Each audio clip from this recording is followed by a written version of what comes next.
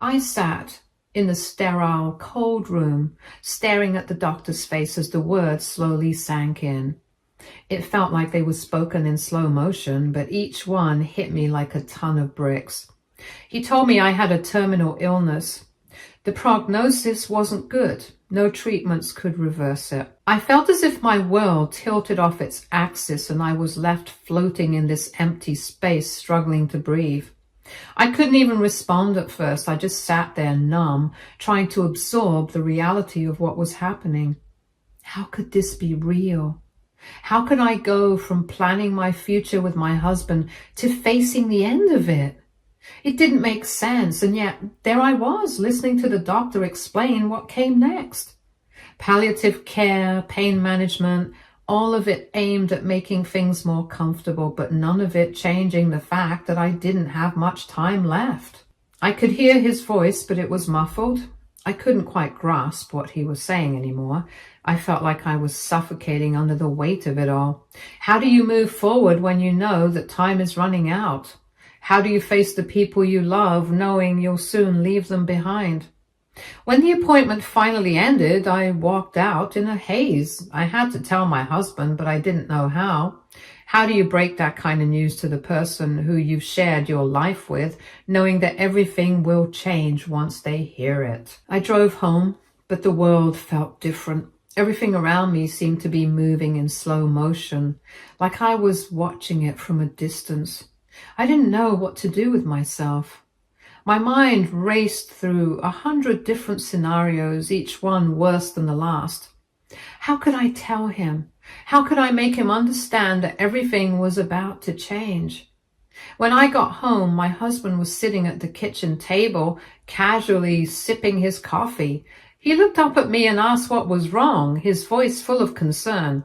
I couldn't answer him right away, still feeling that overwhelming numbness. I had to tell him, but I didn't know how. I stood there for a moment, staring at him, feeling like my throat had closed up. How could I say the words? How could I make him understand that everything was about to change? Finally, I took a deep breath, sat down across from him, and told him as quietly as I could that I had received the results. I had a terminal illness. The silence that followed was deafening. He froze, his eyes wide with shock. His coffee cup was forgotten on the table as his hands trembled slightly. I could see the disbelief in his eyes, the way his world shifted in that instant. It felt like I was watching his heart break in real time and I couldn't stop it. He opened his mouth, but no words came out. He ran a hand through his hair and stood up, pacing around the kitchen. He muttered that this couldn't be happening, that it couldn't be true. How could it? How could this be happening to us? I could see the desperation in his eyes, but I had no answers. I shook my head, my voice trembling, as I repeated that it was true. The doctor said there was no cure. It was too late. I didn't have long. He stopped pacing and looked at me, his face stricken. "We'll get another opinion," he said. "We'll find someone," he insisted. "We'll fix this." His words were like a lifeline, but they felt empty to me. I didn't want to shatter his hope, but I knew the truth. I knew there was no fixing this. There was no going back.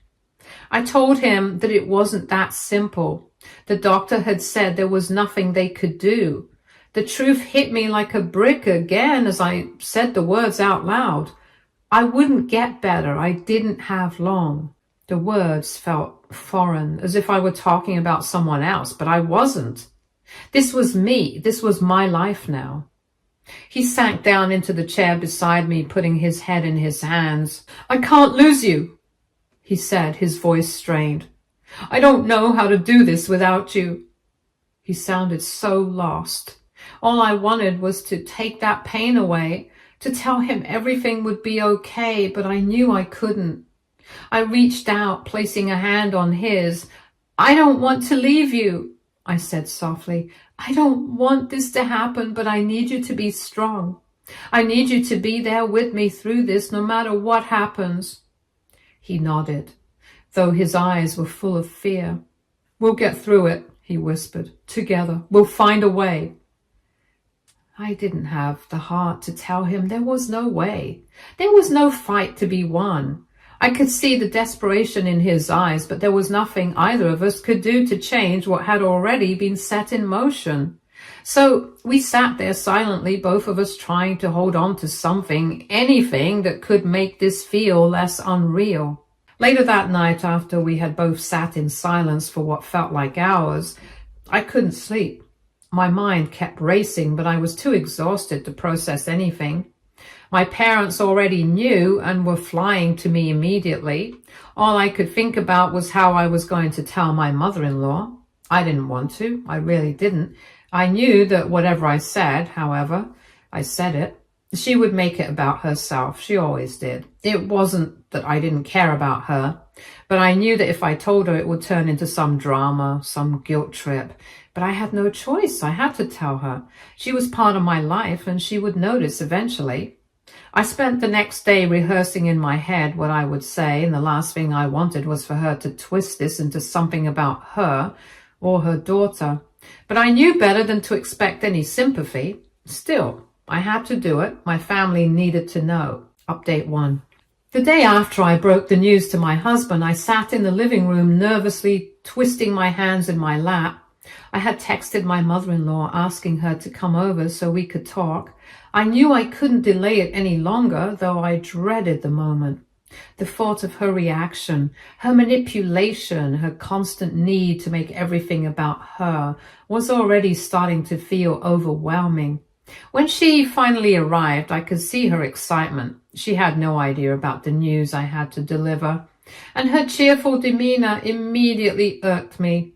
I tried to mentally prepare myself for the inevitable storm, but nothing could have prepared me for how she would react when I finally said the words.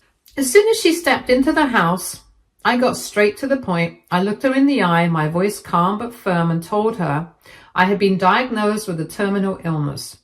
The moment I finished speaking, I watched as her face shifted from that jovial expression to something colder, more calculating. She blinked, her lips twitching into a thin line, but she didn't say anything at first. It was like the weight of my words was too much for her to process. I waited for some kind of sympathy, any sign that she would act like a decent human being, but there was nothing. Instead, after a long, uncomfortable silence, she took a breath and said that it was just terrible, but couldn't help thinking how badly this was timed. She went on saying that with everything going on with her daughter, well, with her getting married this year, it was really inconvenient for me to get sick now. According to her, I was going to be miserable anyway, so she suggested I just let my illness be a quiet thing and let her daughter have her moment. My condition was stealing the spotlight, and I should consider postponing the announcement. I stared at her, shocked and horrified.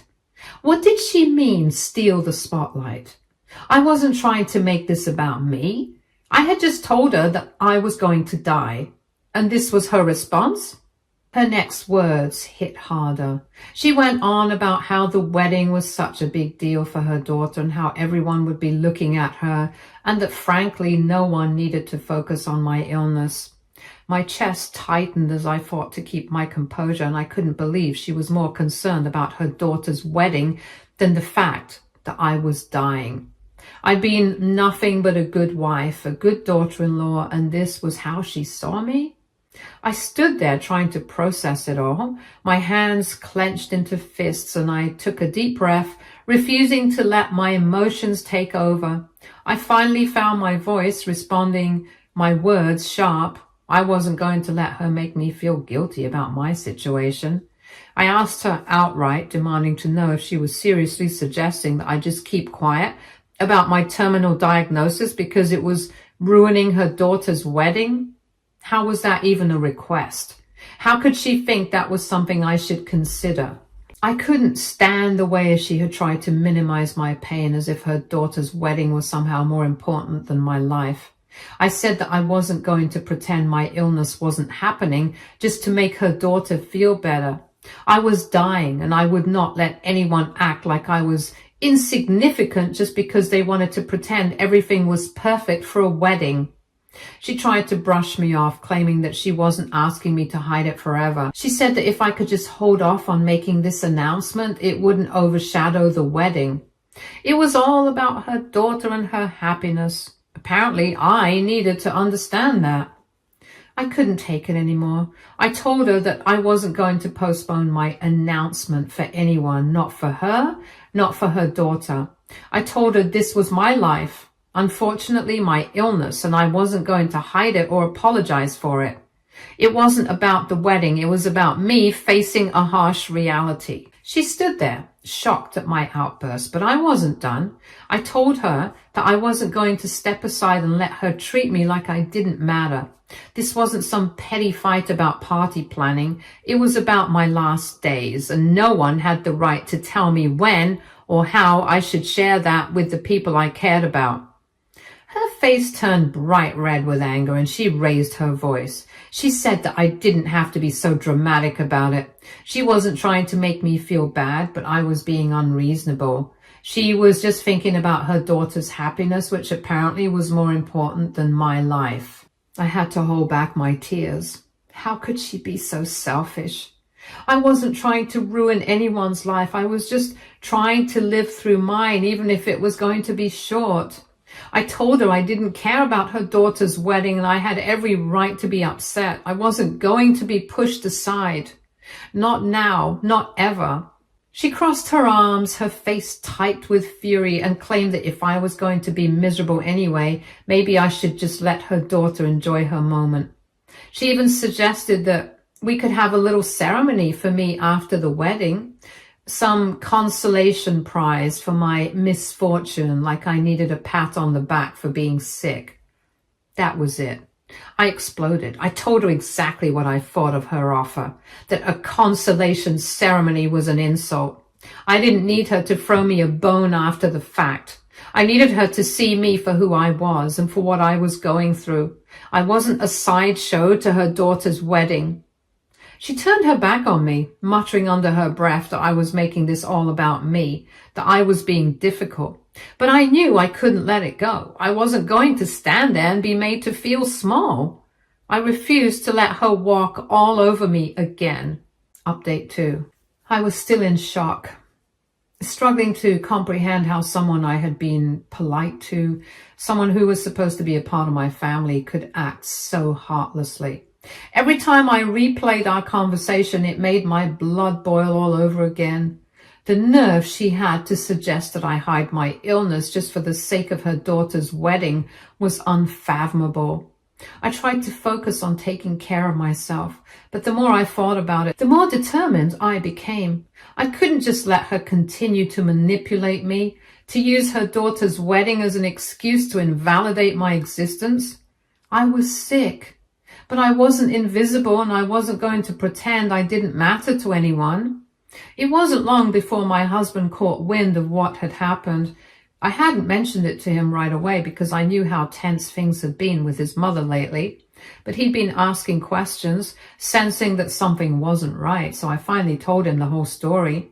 I tried to keep my voice steady as I explained how his mother had demanded I stay silent about my condition just to accommodate her precious daughter's special day. His reaction was one of disbelief at first. I could see the anger building in his eyes as I spoke. It was the kind of anger that came from someone who felt responsible for how I'd been treated. He wasn't the kind to fly off the handle, but I knew this was something that would not sit well with him. When I finished telling him everything, he was enraged. He said he was sorry. He wanted to confront her immediately, but I held him off, asking him to wait for my parents to arrive. Update 3. It felt like everything was spiraling out of control. I had been holding it together barely since my confrontation with my mother-in-law. But when my husband's fury began to match mine, I knew we couldn't keep avoiding the inevitable any longer. The tension had been building for days, and after my parents had gotten involved, I couldn't help but feel a strange sense of relief. It wasn't just me against her anymore. My husband had been silent for far too long. He was on the verge of exploding. What had happened to me, what his mother had done, was too much even for him to ignore. When my father insisted that we had to go to her house and confront her together, there was no more hesitation. His protective instinct finally kicked in, and I could see it in his eyes. He was done. I wasn't sure what to expect when we showed up at her house. My father was already simmering with rage, and my mom's quiet determination was palpable. They had seen enough, and they knew we couldn't let my mother-in-law's actions slide. My dad didn't mince words when he said this had gone on long enough and it was time for the gloves to come off. I was nervous, but there was no turning back now. Mother-in-law opened the door as if she were welcoming us for a regular family visit. Her smile tight and falsely warm. The second she saw my parents, her eyes flickered with unease. But she quickly masked it with a forced politeness. We walked in, my heart pounding in my chest. The tension in the room was suffocating.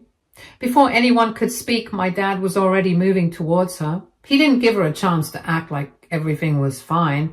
"I don't know how you sleep at night," he started, his voice ice cold.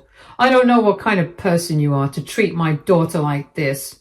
You've used her long enough, and I'm not going to let you keep doing it." My mother-in-law tried to laugh it off, dismissing the accusations with a wave of her hand. She told him it was all just a misunderstanding, that she never meant to hurt anyone, that it was just about her daughter's big day. But my dad wasn't having it. His voice rose with each word. He told her that nothing could justify what she'd done, that her selfishness and entitlement were beyond comprehension. She had undermined me, ignored my feelings, and tried to steal my moment of peace in the midst of an unimaginable diagnosis. That's when my husband finally spoke up, and the change in him was almost startling. His fists were clenched, his jaw set tight, and his words cut through the tension like a blade. He told his mother that he couldn't believe she was still defending herself, still trying to twist everything to make it about her. He asked her if this was how she would treat her precious daughter if it was her in my place. He told her point blank that it was over. My mother-in-law tried to backpedal, her words coming out faster and more desperate. She began to blame me for ruining everything and said that I had no right to make such a big announcement during such an important time. She claimed I had selfishly taken all the attention away from her daughter and that it wasn't fair to sister-in-law. It was almost laughable if it weren't so infuriating. She even had the audacity to say that I should have considered my family responsibilities before making an announcement that would cause such a fuss. That was the breaking point. I wasn't sure if it was my father's fury or my own, but the words my mother-in-law said next set everything off. My mom, quiet up until that point, stepped forward, her eyes blazing with rage. She looked mother-in-law dead in the eye and without warning slapped her hard across the face. The sound of the slap was like a gunshot in the room, and for a moment there was complete silence. Everyone froze, and my mother-in-law stood there stunned, her hand flying to her cheek. For the first time since I'd met her, I saw a flicker of humility in her eyes. It was fleeting, but it was there.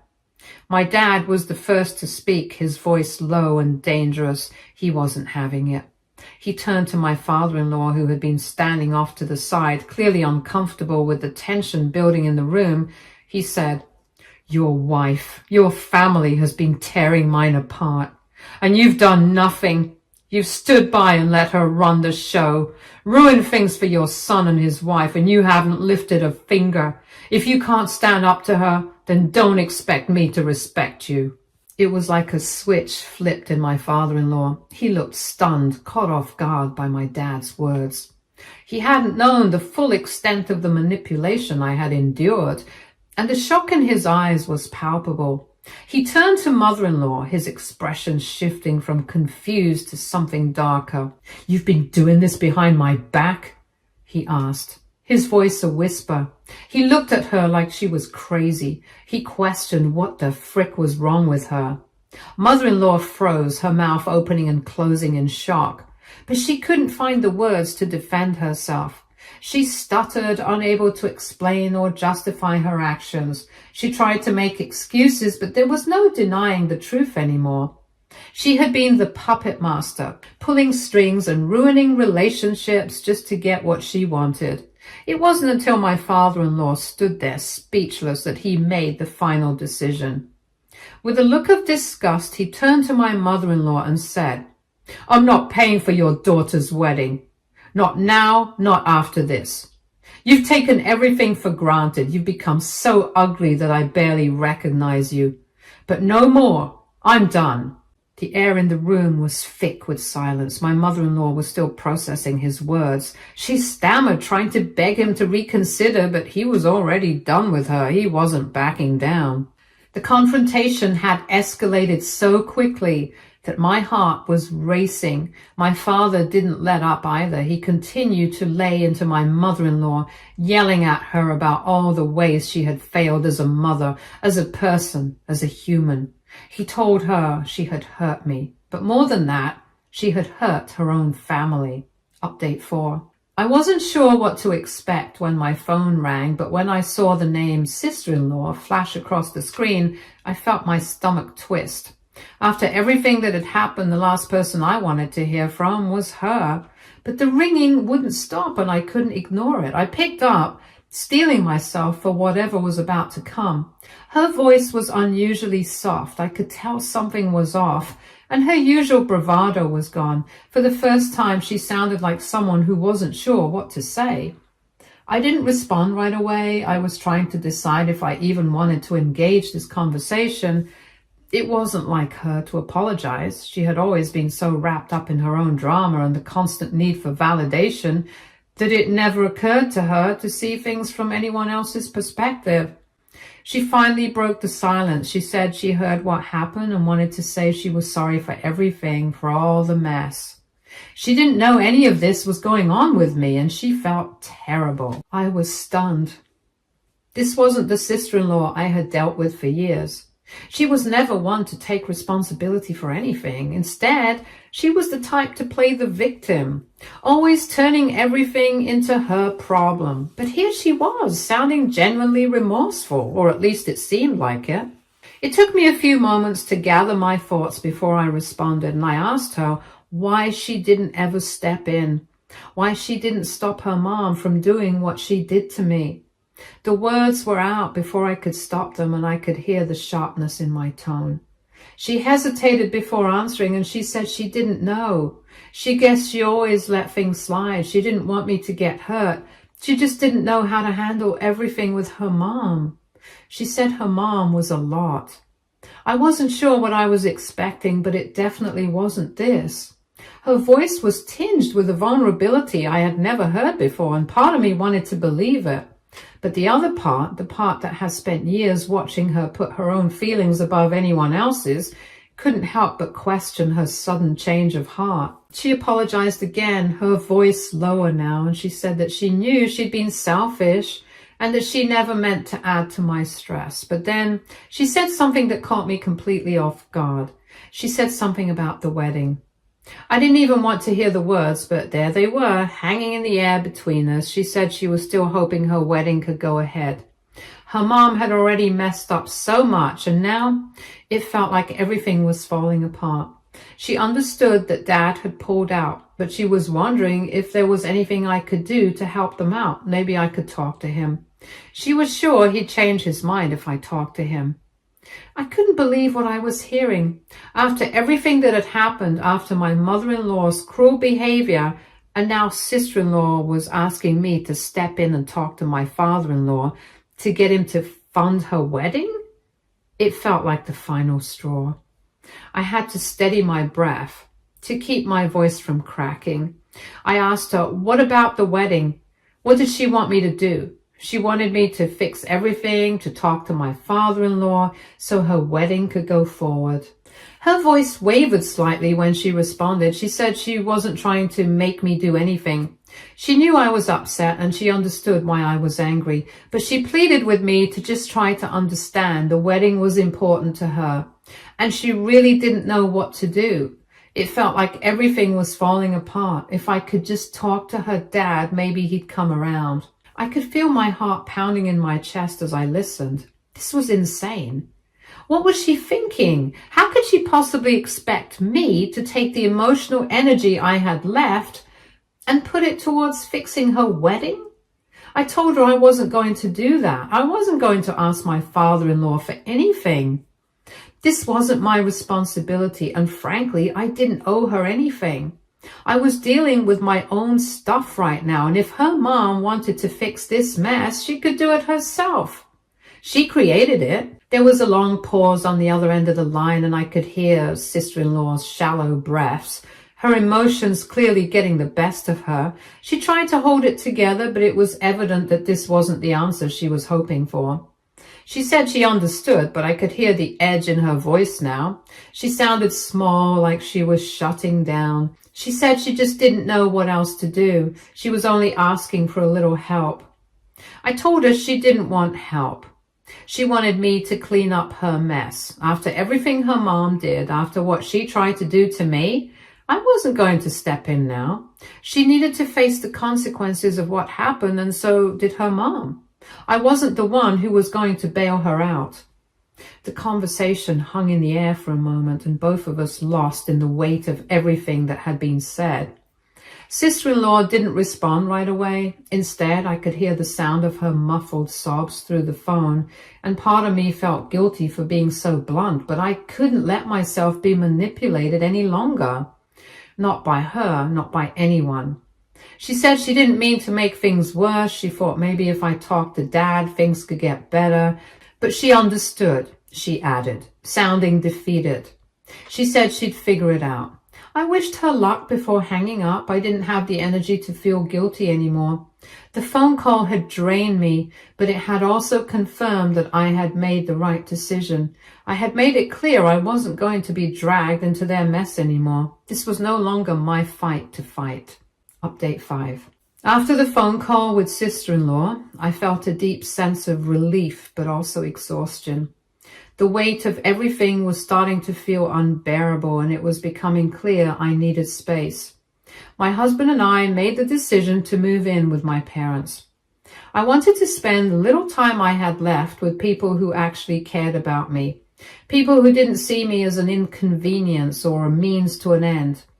The thought of staying anywhere near my in-laws or continuing to deal with their toxic behaviors felt like a poison I no longer had the strength to tolerate. I couldn't keep pretending that I was okay when they continuously hurt me. Sister-in-law's request in the wake of everything that had happened had been the final straw. So we moved in with my parents. It wasn't a decision I took lightly, but the support and understanding I received from them was worth it.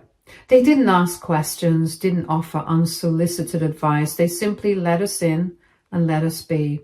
My mother's quiet compassion, my father's steady presence, these were the things I needed.